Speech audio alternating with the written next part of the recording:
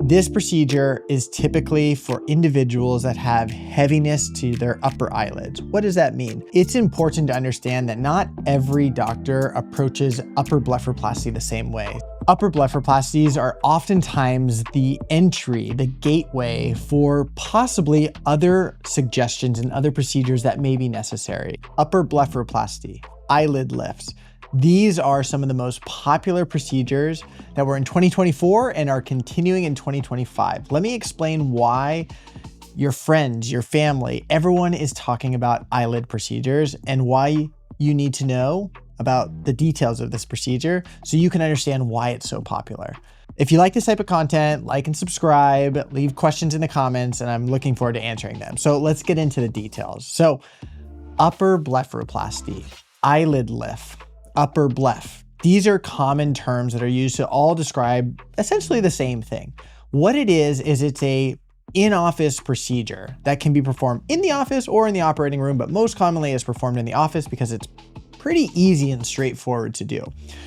What it does is it takes a small pinch of skin of your upper eyelid skin.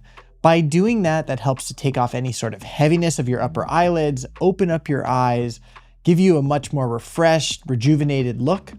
It gives you a little bit more space for you to place your eyeliner on your upper eyes, and all of the celebrities are doing it. And that's the undetectable, the most inconspicuous procedures that people are doing with a quick recovery that allows them to get back into everything that they want to be doing and looking good and refreshed. So let me explain the procedure and why it's so easy and why it's something that you should maybe consider if you're interested in kind of a fresh new start. So this procedure is typically for individuals that have heaviness to their upper eyelids. What does that mean?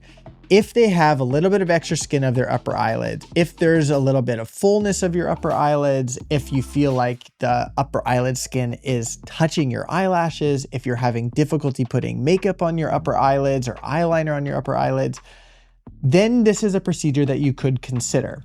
The procedure is quick. It's about an hour of your time in the office. It's made in a natural crease within your upper eyelid. A small pinch of skin is removed, the muscle is left intact, possibly a little bit of fatty tissue is removed if you have a little bit of fullness or excess that's close to your nose. And that typically is for individuals that are a little bit older, but the younger individuals, a youthful eyelid is a full eyelid, an eyelid that has fatty tissue there. You don't want to sculpt and over contour fatty tissue in this area. So one of the reasons why upper blepharoplasty is so popular and so highly recommended in my office is because if you're coming in and you feel like you're looking older, but you don't necessarily know why, extra eyelid skin, heaviness of your upper eyelids can be one of the first things that can happen as we get older. And so this is a procedure that can be done even in younger individuals that are kind of starting to notice they're looking tired, they're looking fatigued, they feel like they're just not looking like themselves, or they feel like they're looking older. An upper blepharoplasty can really transform your result. And like I said, it's quick and easy, and it can be done awake in the office with minimal downtime. So it's important to understand that not every doctor approaches upper blepharoplasty the same way. Incision placements can be different. Final outcomes can be different. Symmetry can be different. Additional adjunct procedures can be very different. So it's critical to make sure that you look at befores and afters, you study these befores and afters, you ask questions, you learn about their experience.